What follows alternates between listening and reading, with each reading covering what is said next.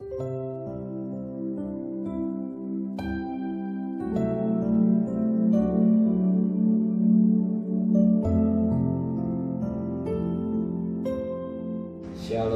pagi bersama tundukkan kepala, pejamkan mata sejenak.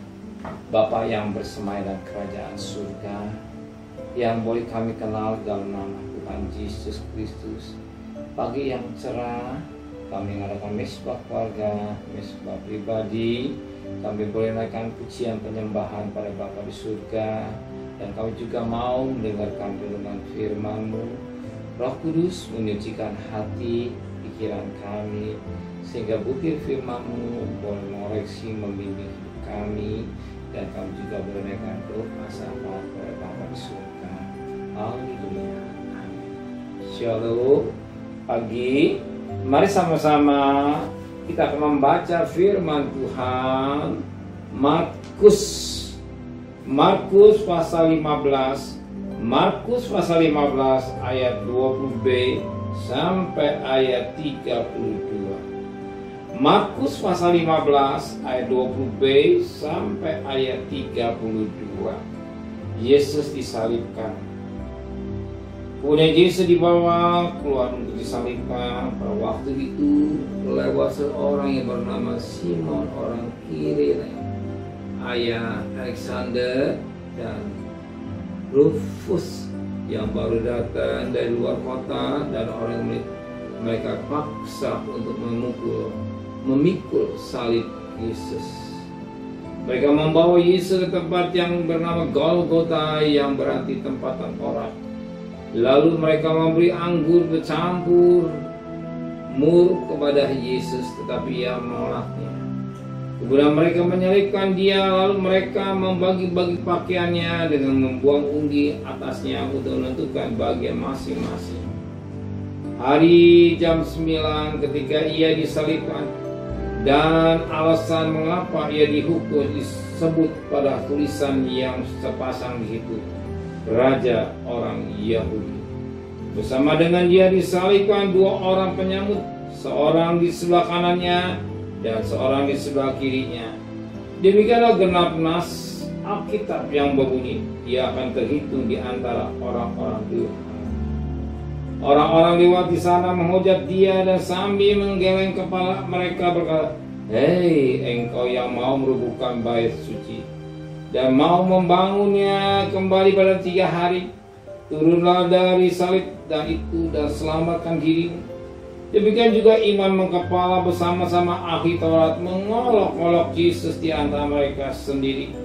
Dan mereka orang lain ia selamatkan, tetapi dia sendiri tidak dapat ia selamatkan. Baiklah Mesias, Raja Israel itu turun dari salib itu, sebagai terlihat dan percaya. Bahkan kedua orang yang disalibkan bersama dengan dia mencela Yesus juga. Suatu mutiara yang indah kita dapat pagi berkat malaikat membaca firman. Yesus disalib. Ingat, Yesus disalib, dia tidak melakukan dosa, tidak ada salah dalam dirinya. Dia tidak bagian domba yang tidak cacat celah. Dia satu pribadi yang benar-benar kasih. Dia diolok-olok yang diterima oleh dia, sedangkan dia tidak pantas diolok, sebab dia Allah yang jadi manusia, dan dia rela mati jauh kita. Dia rela disalib. Seandainya dia tidak mau disalib, kita nggak selamat. Seandainya dia tidak mau jadi korban, kita nggak selamat. Tetapi apa yang dibalas oleh yang mau diselamatkan, yang diterima oleh Yesus, Allah sebenarnya Yesus disalib oleh cinta pada orang yang menghormati, supaya orang itu boleh diselamatkan. Tetapi orang itu lain, bukan membalas kebaikan yang dikerjakan oleh Yesus buat korbannya, tetapi Allah sebagaimana dikatakan pada ayat 31. Demikian juga imam-imam kepala bersama-sama ahli Taurat mengolok-ngolok Yesus. Antara mereka sendiri dan mereka bukan orang lain ia selamatkan, tapi dirinya sendiri tidak dapat ia selamatkan. Hinaan suatu golongan yang tidak baik.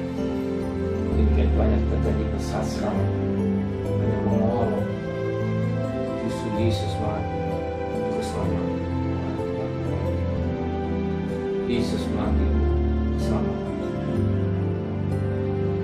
Dia lupa Yesus mati bukan karena salah atau dosa, tapi karena dosa saya dan saya. Maka pagi hari ini terima kasih. Oleh karena kasih Dia, ada cintanya, Dia mau berkorban untuk kita. Amin. Musuh kita yang salib, musuh kita yang masih terasa, tapi karena Dia mau menderita, sehingga jalan dan neraka tertutup karena jembatan.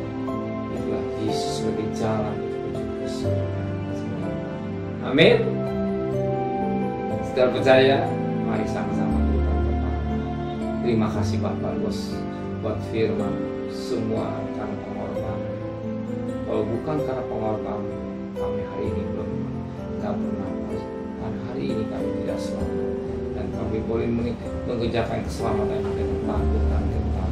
Sebagai Filipi 2 ayat 12. Bias menteraikan firman hati kami serta perjalanan kami bekerja, berdagang, sekolah, kuliah dengan selamat, dan kami percaya apa jadi kebutuhan kami oleh siapkan Tuhan. Kembalikan besok pagi tubuh yang sehat dengan tidak kurang satu apapun juga.